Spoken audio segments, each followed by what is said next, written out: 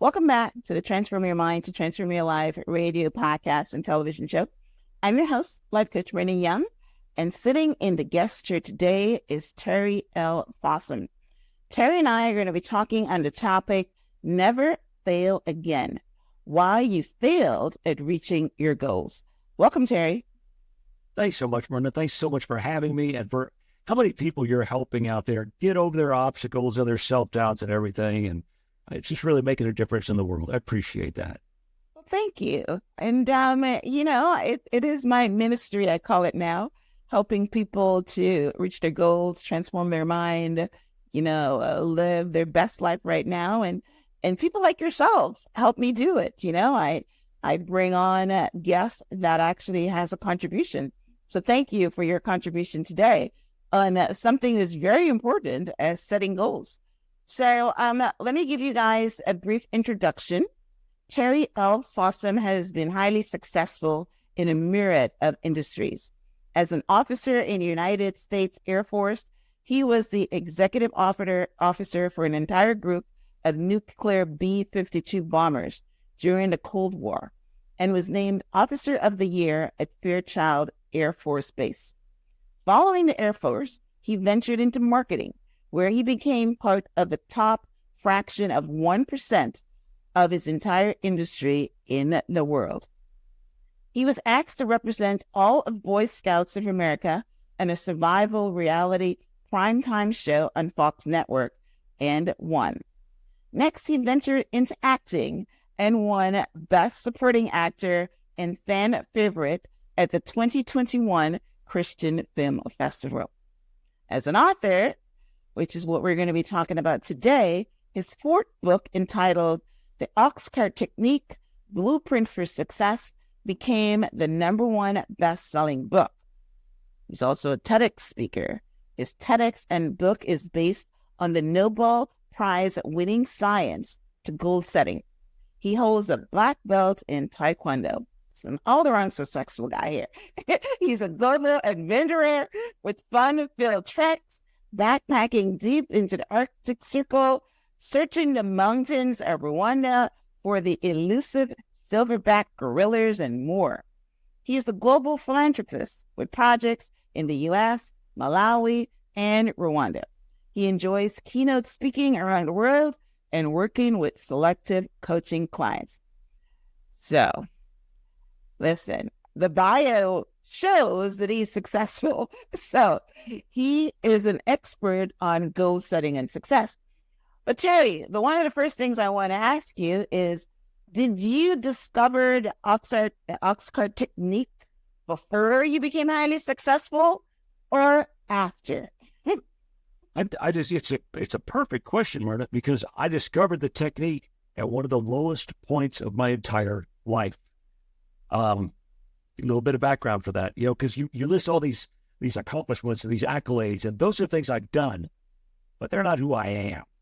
Who I am is two different things. And I hope everybody out there understands that. I'm a regular guy with a challenging background, like most of us have. Most of us have the things that we've gone through, that we're going through, the things that we think could hold us back that really shouldn't. In my case, my father was a poor sharecropper in South Dakota, and he got a job in literally the poorest city in the entire United States of America, where I was raised, a small Texas-Mexico border town by the name of McAllen. And we've all heard of McAllen if you watch the news at all. That's where the border crossings are happening and the cartels coming across and kidnapping people and home. And don't get me wrong, I love my hometown. I really do. Great people, great food. But it can be a little rough growing up there sometimes with all the gangs and the drugs. In fact, I was on the wrong end of an assault rifle at age 14 in middle school in my old back alley. When I was in high school, my dad was killed. Before he died, one of the neighbors came up to him and said, I just want to make sure you understand something. Those 3 boys' years, those 3 sons' years, not a single one of them's ever going to grow up to be anything. Oh, wow. So that's my background. That's where I come from. Again, we all have challenges. A lot of people have challenges worse than mine, but we all have challenges. And folks, if you're looking at these movie stars, these celebrities, or these highly successful people and thinking everything's always been great and still is, you're wrong. You're wrong. They have challenges just like you do. You're not alone. It's not just you. But son, I wanted to get past all that. So I got into business and I learned all the self-improvement, Myrna, that I could get my hands on. All the audios, all the books, all the seminars, everything I could cram in there, the goal setting, everything else. And I tried and I failed. And I tried and I failed. And I tried and I tried and I failed. And I got to a point where I couldn't fail anymore. And I gave up. And I walked into the bathroom. Looked at myself in the mirror. I guess he's right. You're never going to grow up to be anything. You know,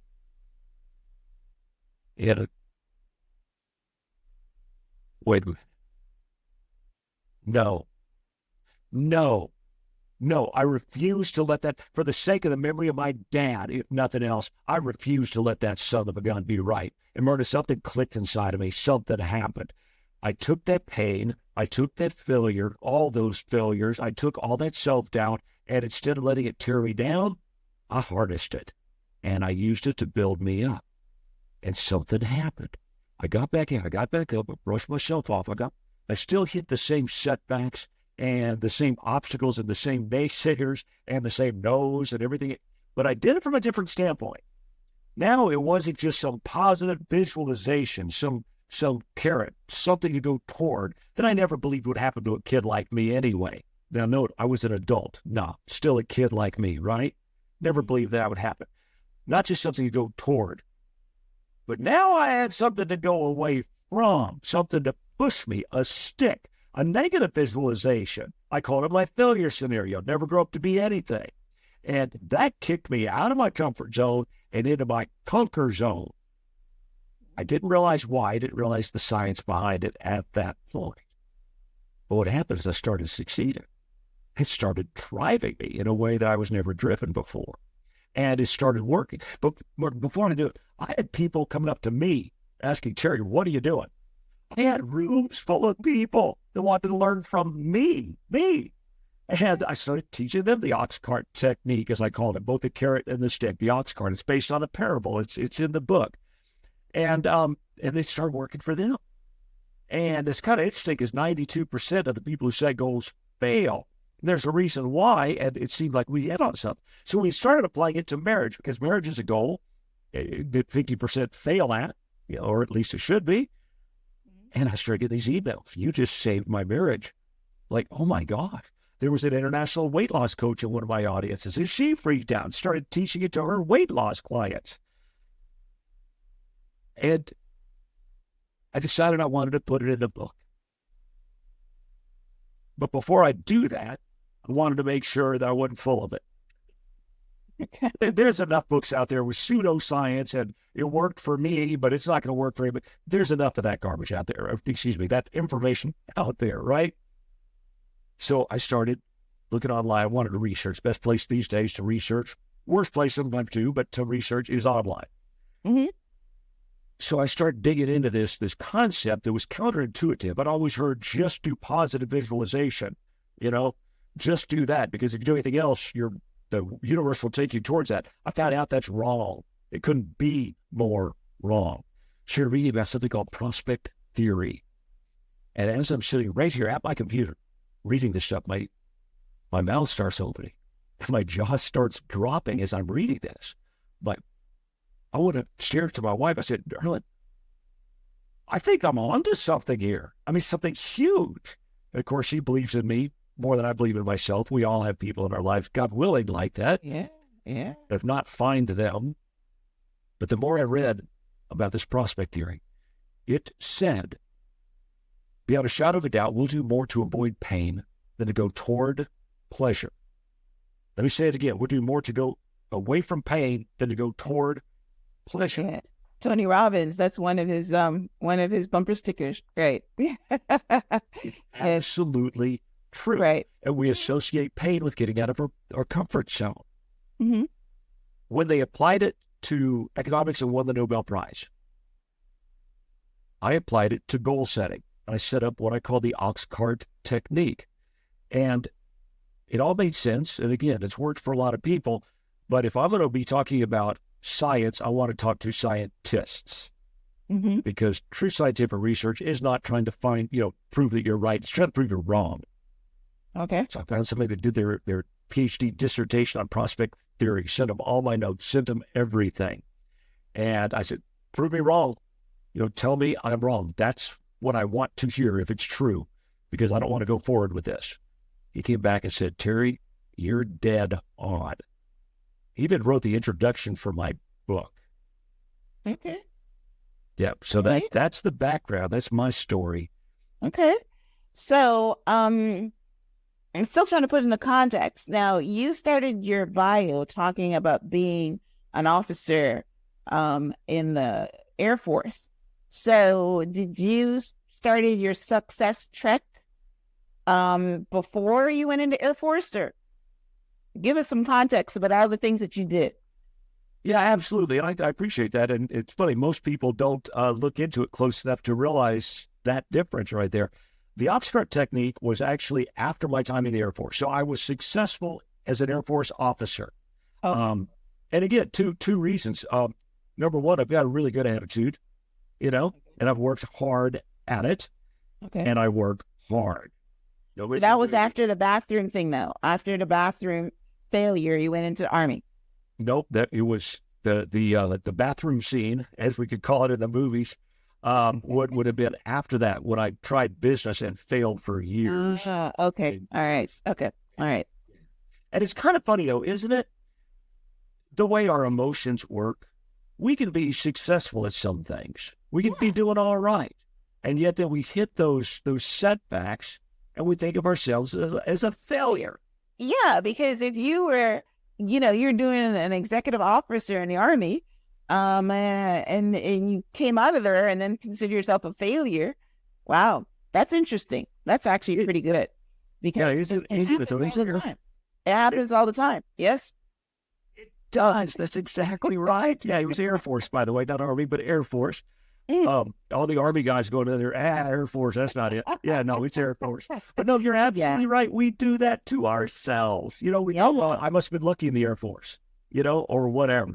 I must have been lucky at whatever it was we were good at before. And now I'm a failure, complete failure. That's how I felt. And I know a lot of other people feel the same way at times. Oh, yeah. I'm reading a book right now where, it's a book. It's a biography of an actress that's very successful, and we're almost at the end of the book, and she's still talking about, she's not good enough, a failure, and all these different things. Because I know it happens all the time, and it happens to, if you read, I read Michelle Obama's book, who was a successful attorney, and still had the same feeling that she was not good enough, and things like that. So I understand what you're saying. All right.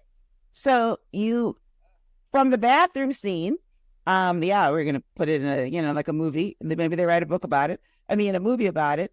You decided that you were going to prove that person wrong that says you're never going to amount to anything. So you're saying that instead of working towards something, you were working to make sure you didn't go somewhere. Is that, I'm just trying to get the context for anybody. That is exactly correct. And let me give you some fun examples that might help drive it home. Okay. I get in the wilderness all around the world. It's what I do. I'm just kind of weird that way. I'm often by myself. I know it's not smart. It's what I do for fun. Now, I've run across a lot of bears. And I can tell you, I can run pretty fast chasing a bear to get a good photograph of a bear. I've done it. I can run pretty fast and try to chase that son of a... Myrna, when I can run faster? When that bear is chasing me, I can run a lot faster at that moment in time. Yeah, that's a good example. It's true.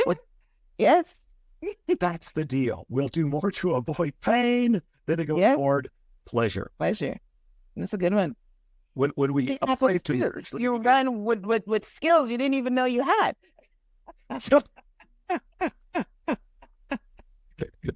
You have no idea how much you just nailed it. Yeah. Yeah. Well, that's what the fight or flight thing is all about. Your body just takes over and does it for you. So I understand what you said, but that's pretty good. You put it in the context of goals, because people are, when they think of the fight or flight, or they think of running away, the pain, pleasure, principle, they're not thinking of something proactive. You know what I mean? They're thinking of something reactive. So, all right, keep going. I'm getting it now. All right. No, and that's perfect. And here's the important thing to know, and then a couple of fun examples if we want to get into that. Emotion, not fact, is the driver of all action. Let me say that again. Emotion, not fact, is the driver of all action. So let's talk about fact. We've all heard the story of a woman whose child is trapped under a car. Yeah. The fact is, she can't pick up that car. She can't do it. But the facts don't matter when emotion is involved, because she does it anyway. I've been in a similar circumstance. I was in my grandmother's house. I was in junior high. I was on the phone with a girl, because that's what you do in junior high. And I'm sitting there, and I look over, and the TV is glowing. Now, it's one of the, back in the old days, it wasn't this flat screen TVs. Your TV was a piece of furniture. You know what I'm talking about? Yes, of course. It was a piece of furniture. There you go. It was huge. It was big. It's glowing. So I tell her, TV's glowing. That's weird. I turn it off. Well, it was off. Anyway, whatever. Go back chatting with her. I look back over. It's glowing more. It's on fire. Oh my now, goodness. There's no way in the world this little kid, I'm small now, I was smaller then, is going to be able to pick up that huge, heavy piece of furniture and get it outside. Ain't going to happen. Wow. Next thing I know, it's outside. I've done it. Facts don't matter when emotion is involved. Yeah. But I didn't do it because I wanted to show off in front of that girl that was certainly a motivator. Wasn't enough. The fear of loss. Safety. Yeah. Safety. Yes.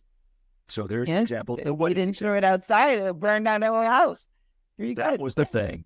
I saw the curtains. I saw my little old grandmother sweeping the sidewalk outside, and that took over. It can drive us if we let it. If we use it, if we harness it, it can drive us. Prospect theory proved it. I just applied it to goal setting, and it's worked out really well. Okay. So, all right. So now let's ask the question. All right, before we go there, I'm still trying to put our conversation into context.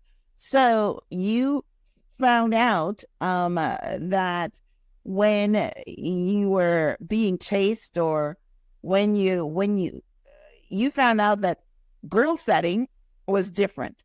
So then you started researching to get the science behind it, and you found Oxcart Technique, or something that you developed?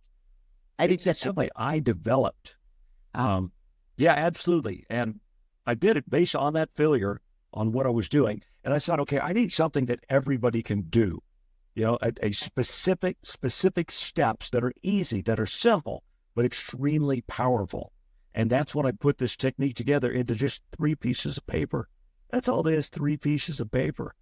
But it's been called by Forrest Mims III, one of 50 best brains in science in the world, by Discover magazine, the most significant advancement in the science of goal setting in recent history. Oh, wow. That's quite an accomplishment. I was thinking that it was because he said in your bio something about Nobel Prize-winning scientists. So I'm thinking it was someone else. Yeah. Well, I'm never going to grow up to be anything. Who would think it would be me?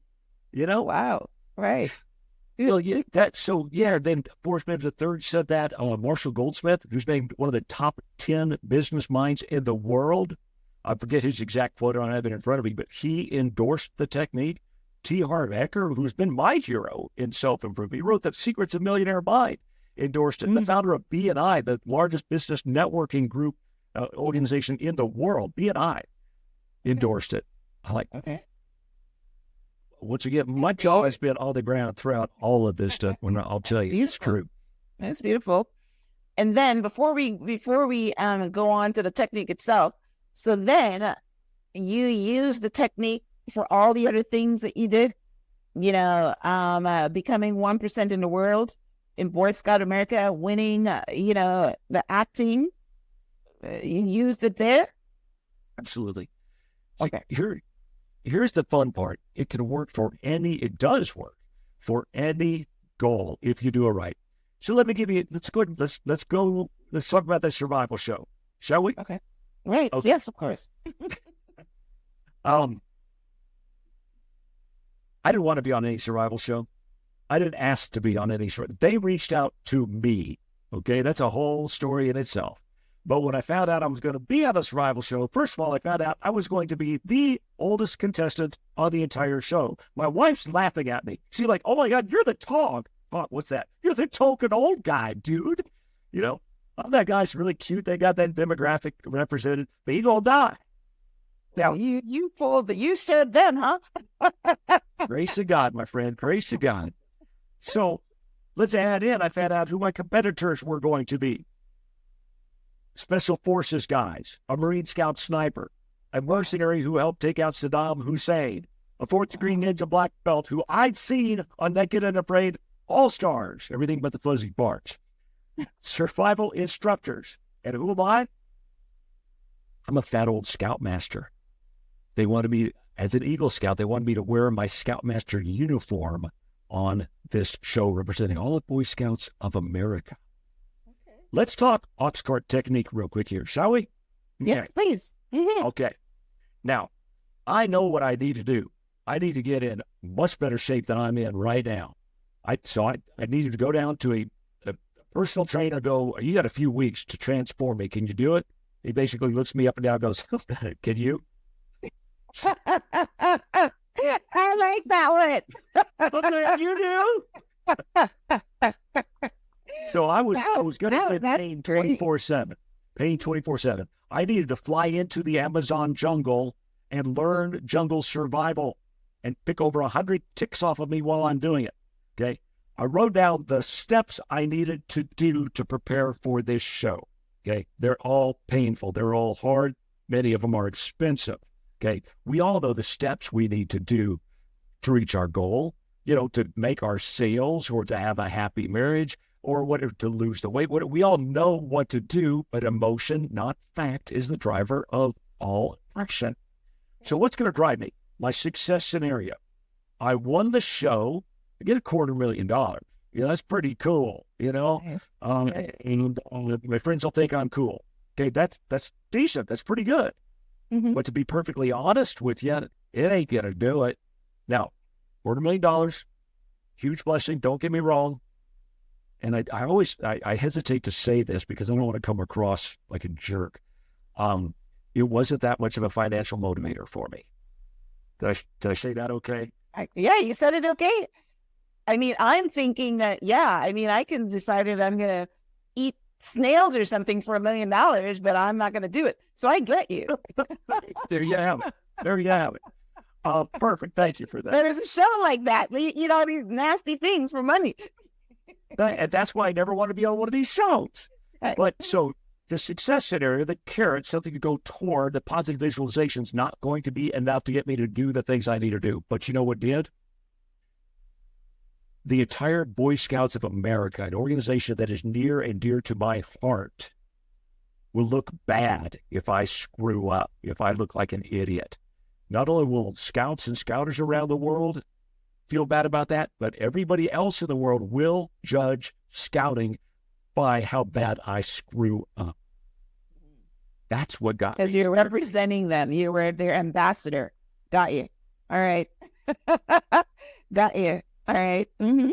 Pain more than pleasure will drive us, especially getting out of the pain of the comfort zone. And for me, that was working out. I'm going to be in pain 24/7. I'm going to go into the Amazon jungle, which was not easy, and do survival. Pull 100 ticks off me. And all the time I'm going through those things, the passion, the motivation to get me to do them, the emotion wasn't, I want to show, make $250,000, which would be cool. Yeah, don't want to sound too like a jerk, and all that. But that didn't drive me. I will make scouting look bad. My failure scenario drove me. When I used the Oxcart technique, and by the way, you put all this down in writing. When I did that, that's what drove me to do the things. Now, it was still up to my partner. We had a partner, a novice, along with us. And it was still up to luck. It was still up to the grace of God. Let's put credit where credit's due. But there's no way in the world it would have happened if I hadn't used the Oxcart technique. Okay. So what is the Oxcart technique? I'm glad you Plain read in English. it. Plain English. Yeah, plain English. Absolutely. And here's the cool thing, guys. First of all, let me say, on this show, we're going to give you the 30,000 foot, view of High level overview. Right, of course. Yeah, the right. overview. There are some details that matter. And in the book, I give you examples. So when you're going, well, I don't know what I rate for a failure scenario or a success scenario, or there's examples for people of all different walks of life, all different goals. It's in there for you, okay? And you get lots of good information just straight up off my website. Go to thegoalsecret.com. I did a video for you. I did a downloadable mini ebook for you free. Thegoalsecret.com. You can go there. I see Myrna writing it down right now. Yes. Right. But here's the bottom line, and it's so stupidly simple, but so effective. Okay. The first thing you're going to do is painful if you do it right. Okay. You're going to write down, first of all, pick your singular goal, your one goal. Okay. Like, I'm going to succeed in direct sales. Okay, cool. Write down your failure scenario. Ooh, we can't do that. Yeah, you can. You're going to harness it. It's going to work for you. Write down your failure scenario. What happens if you don't reach your goal? If you don't take those daily actions? What if you don't succeed? For me, he was right. I'm never going to grow up to be anything. I'm going to be poor. Being rich didn't motivate me. Sorry, it didn't. I'm going to be poor.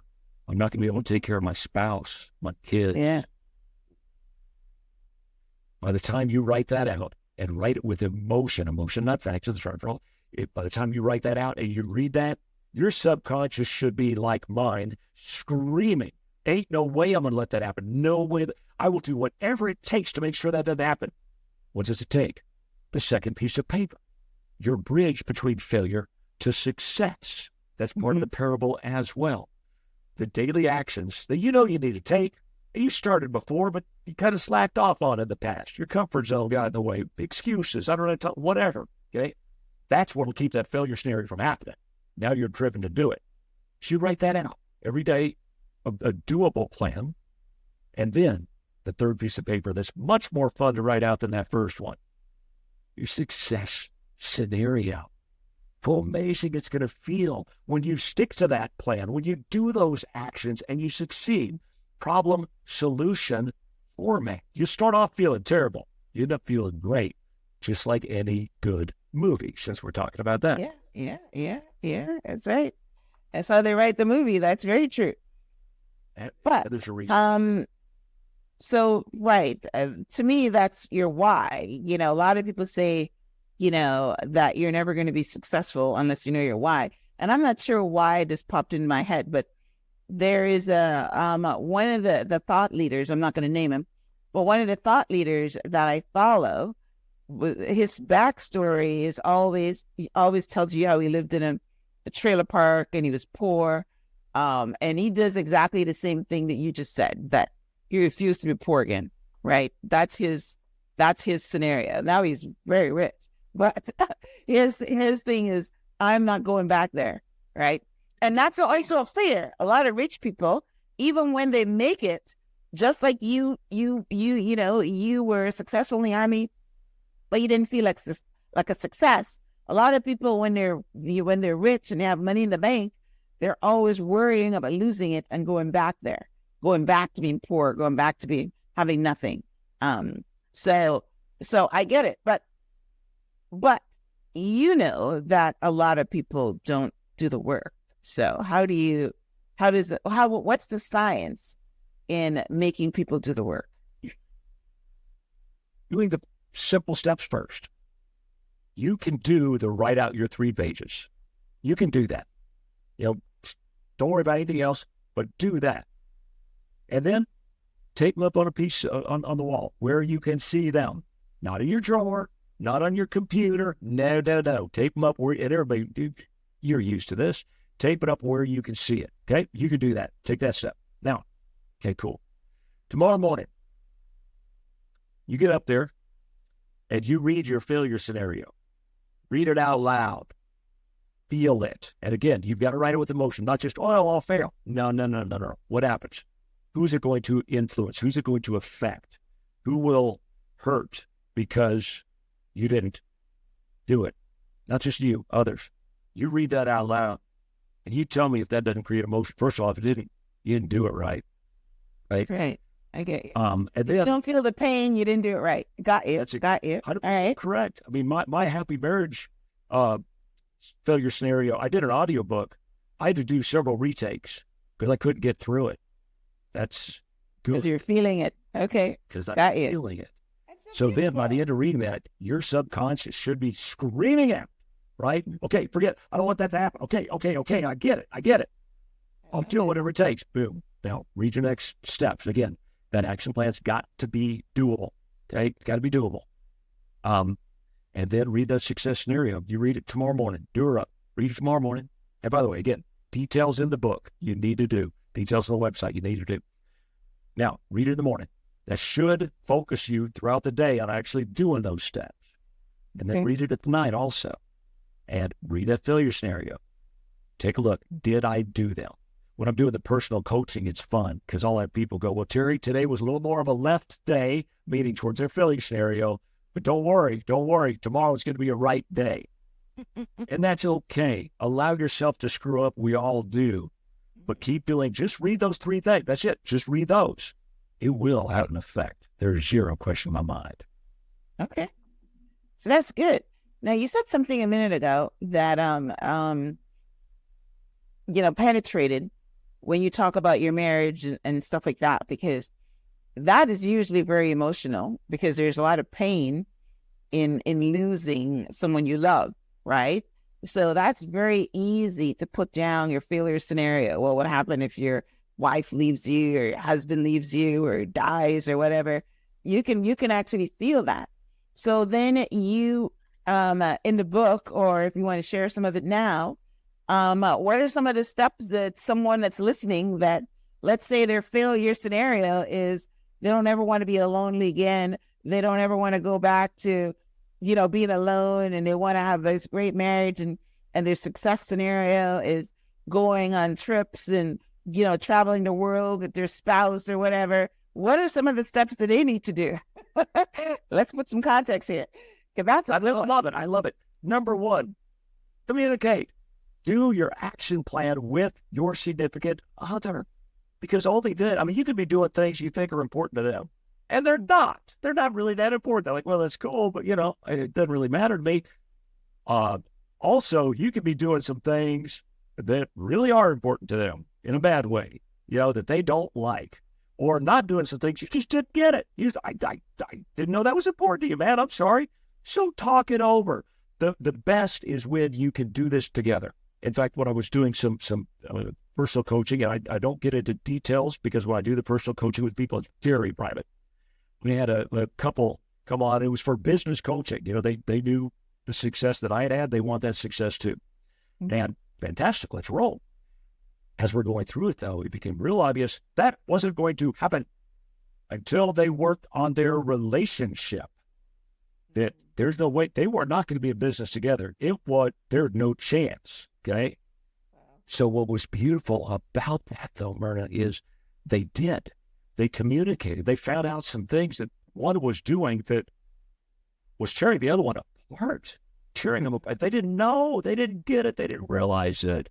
But when they worked on that plan together, and even the guy, he's this crusty guy. I don't do this kind of crap. That kind of guy. He told me that. Like, all right, cool. Let's just talk about this then.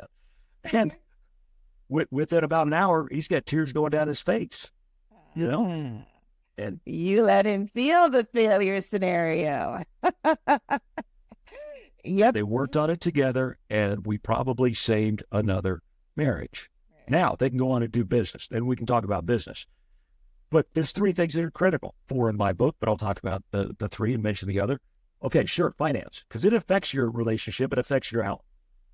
Your relationships, because it affects your finances, and it affects your health. And your health affects everything else, and spirituality to me as well. But so to me, when I work with people, I tell them, don't just go for that one myopic goal. that, everybody wants to, I want to make $1 million. Okay, that's cool. You're not going to do it if your marriage is in trouble, probably, or if you really focus on just that, your marriage is going to be in trouble. Let's work on all three. You can do three things at once. Write out your financial Oxcart technique. And even if you're not making a lot of money, you can retire a millionaire. It's in the book. Okay. Write out your happy marriage or relationship Oxcart, work towards that as well. And also your health one. That's important as well, and affects the other ones as well. So what ends up happening is people change their entire lives. They're happier than they've ever been before. It takes work. If you don't do it, it won't work. Okay. Right. But it doesn't matter who you are, what your background is, or what's going on right now. You can do it. Right. Yeah. Well, yes. I mean, I'm getting it. Yes. Anything that you want in life, you have to do the work. The reason that a lot of people are just existing is because they're not doing the work. They just get up and roll with the punches. You know what I mean? They don't do any of the work. And in fact, Byron Katie's book called The Work, that's what, she's working on different things, but you've got to do the work, which is why I asked you if anybody is doing these steps. But I like what you say is that first, you're going to tug at their emotions. You're going to let them realize, or they're going to realize what happens if they don't. It's just like your why.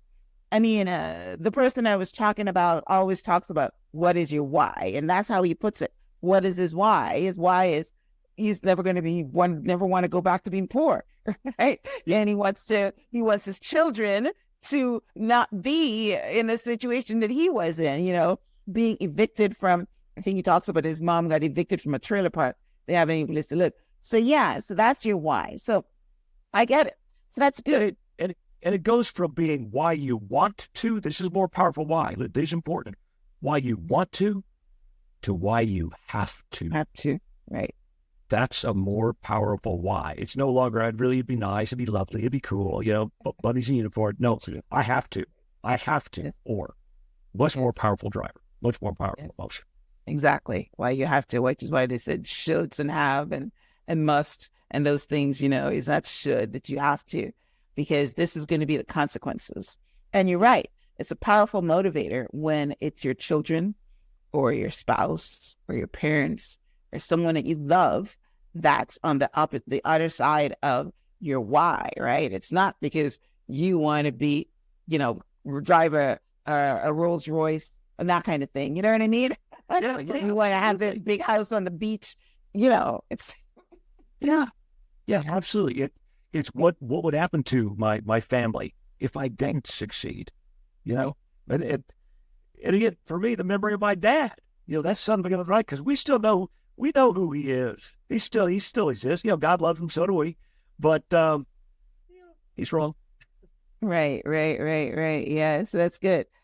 All right. So one of the questions I have here is, you say that 92% of everyone who sets a goal fail at reaching it. So what is the science there? I like using that word. What is the science behind people not reaching their goal? Or if I were to answer the question, are you saying that they don't reach their goal because they don't get their failure to their subconscious level, or there's something else? Good, fantastic. And I'm all about science. My degree, actually, I got a degree in mechanical engineering. So I am a geek. I'm too much onto the science sometimes. That's why I try okay, Fossum, let it go, man. But no, absolutely. Most of what we've been taught about goal setting is either incomplete or completely wrong. Here's an example. You have probably heard about the Harvard goal setting study. Most of us have, who've been in the self-improvement world at all. Been subject to best-selling books, still taught from stages around the world. Et cetera, et cetera, et cetera. And one of the things that the Harvard goal setting study said is that 100% of the people who wrote down their goals achieved them. 100% wrote down their goals. For the first step you need to do is write down your goals. Now, that would be fantastic if it was true. That's not true. I would not believe that. The Harvard goal setting study never happened. Somebody made it up. Harvard's confirmed it. It never happened. And all these #1 best-selling books on New York Times bestseller list. I've got the book, What They Didn't Teach You at Harvard Business School, somewhere right around here. It never happened, or it didn't happen at Yale or anywhere else. So that's wrong. Another thing, again, positive visualization is absolutely key. Don't get me wrong here. It's key. It's a critical component of the Oxcart technique. But in and of itself, it will not work. And when people are saying, okay, just think about it, and the universe will go to work making it happen for you. Yeah, the law of attraction. I got it. Yes. Imagine if you were the universe and you've got these people going, okay, universe, hey, here's what I want. Get to work at it. Will you? Get to work for it. I'm not going to work. I'm just going to think happy thoughts. Would you feel? The Lord helps those who help themselves, and so does the universe. Ain't nothing going to happen till you make it happen. Okay? Okay. So, again, positive visualization is good. It's part of your why you want it to happen, but not why it must happen, why it has to happen.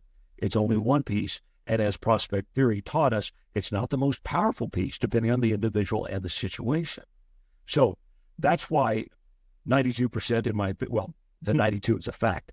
On the Stanford University study, and actually specifically towards New Year's resolutions, but it carries the same concept, carries out throughout. 74% of diets fail, 50% of marriages fail, and on and on and on. These are just cold, hard facts. And there's a reason why. What we've been taught, what we've been trying, is it good enough, or more people would reach their goals? Bottom line. Yeah. And what do you think of the SMART goal? SMART, specific, measurable, I think it's fantastic. attainable, whatever. Right. Go ahead. Yeah, absolutely. I think it's a fantastic tool to use. Absolutely. In and of itself, it's not enough.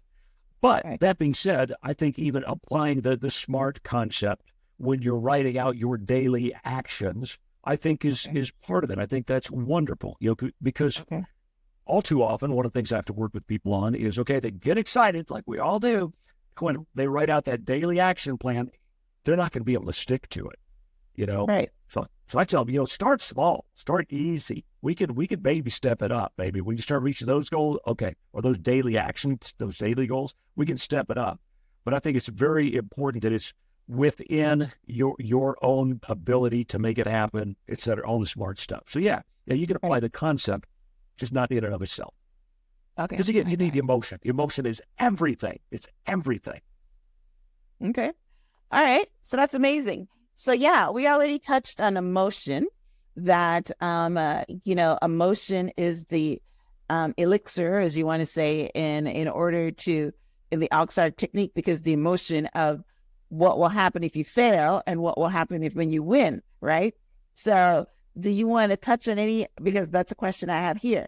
Actually, the question I have here is, how does emotion set us up for failure? So let's touch on that. How can emotion make us fail? I think if you focus on only the negative, I think that's the thing. If you forget that failure is temporary, that's all it is. Every single successful person on the face of the earth has failed and failed and failed. So I think using, to your question, understanding that if you are failing and failing, you have those negative emotions, you're failing. Oh my God, you're not a failure. You're succeeding, because the path to success is paved with failure. You're on the path to success if you're failing. That is the path. That's the paving stones. They're not stopping stones. They're stepping stones, Yeah. So turn that emotion around. So if you think, oh my God, I'm failing. I just failed again. Yes, I just failed again. Abraham Lincoln failed 1 million times. Thomas Edison failed 1 million times. Everybody failed 1 million times. I just failed one more of my times. I'm on the path. Yes. I read about Abraham Lincoln in my book. I have a book, and I talked about some people that have gone through a lot of challenges and succeeded. And Abraham Lincoln was one of them. I talked about Arnold Schwarzenegger in there. I talked about Sylvester Stallone. But these are all people, like you started off by saying, that I think every successful person has a story, because it's a story that actually lights their fire.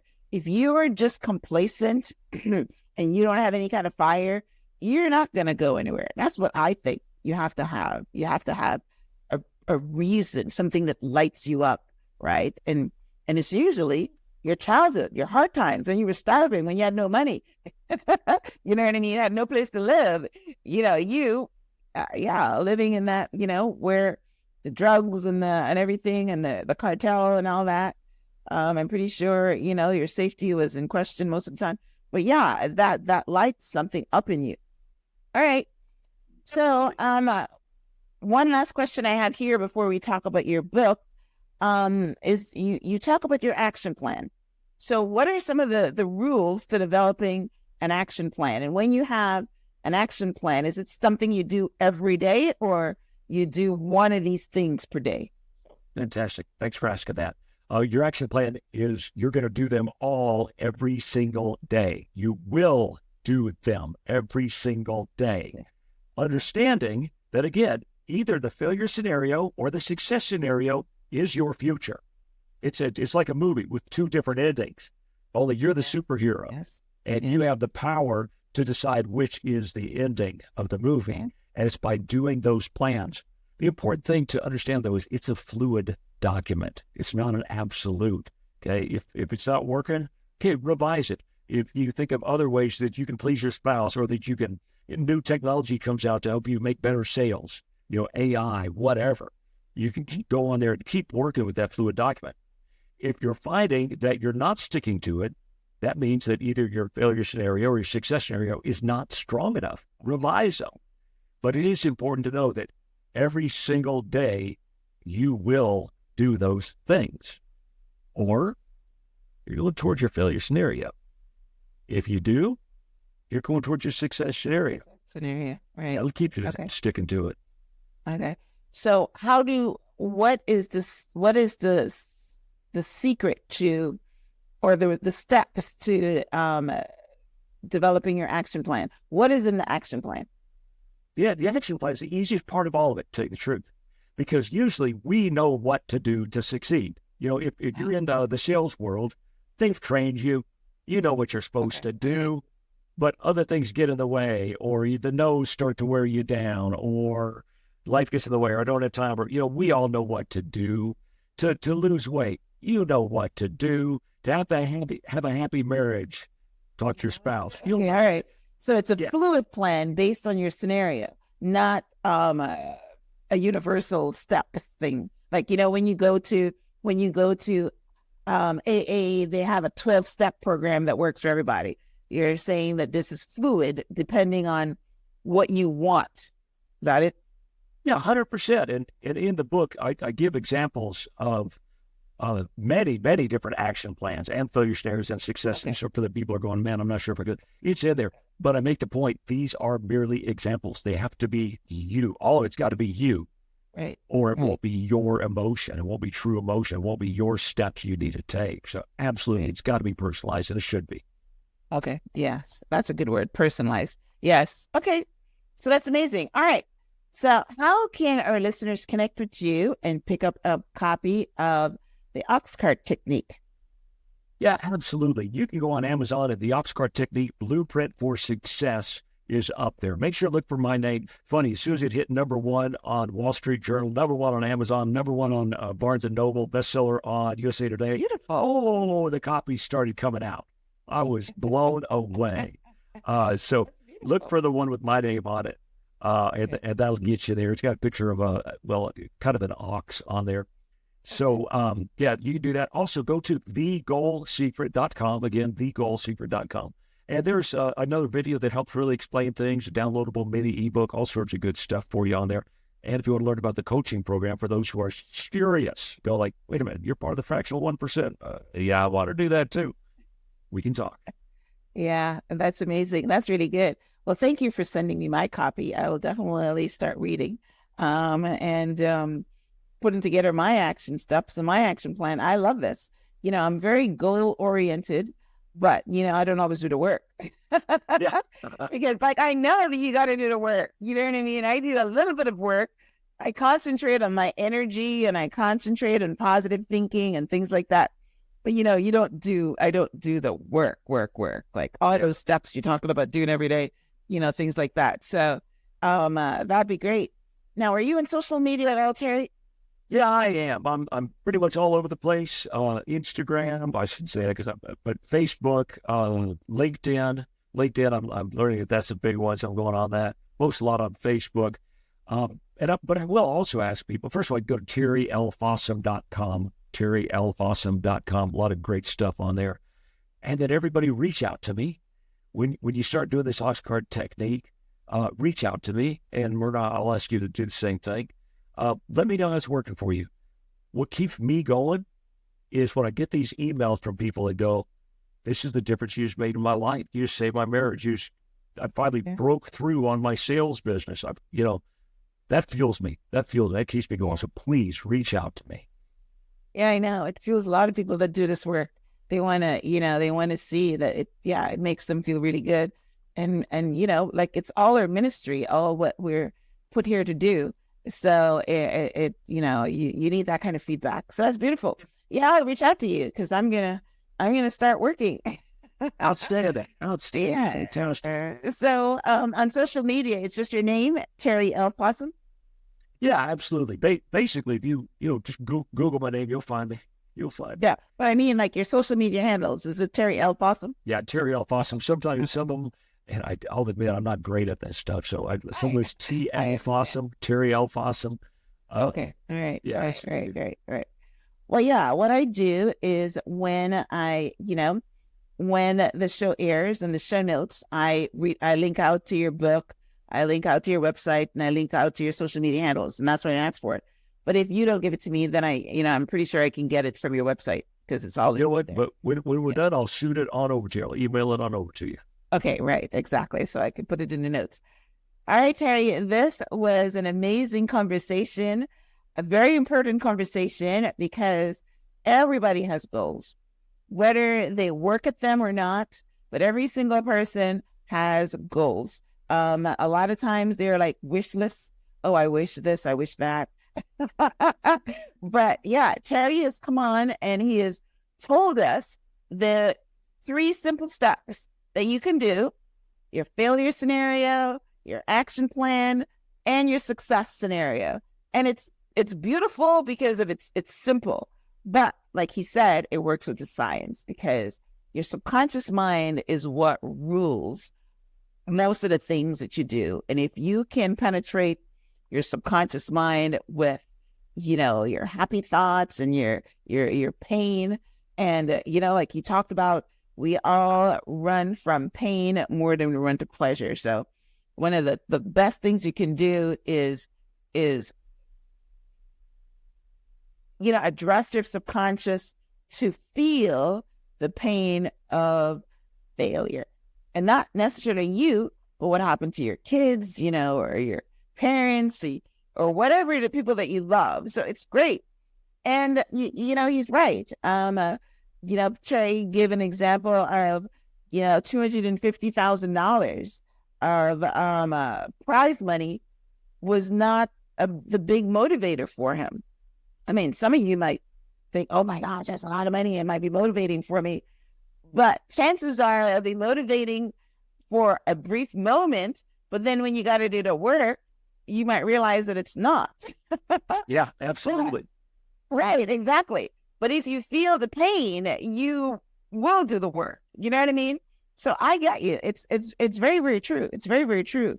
Like I said, it's one of the things that neuro-linguistic programming, I think he calls it, Tony Robbins always talks about. We all, and run from pain except towards pleasure. So this has been a great conversation, Terry. Thank you so much for being on the show. I will have a transcript of my conversation with you on the show page, which is myhelps.us. And like I said before, I'll link out to, your website and your book and your social media handles so people can follow you.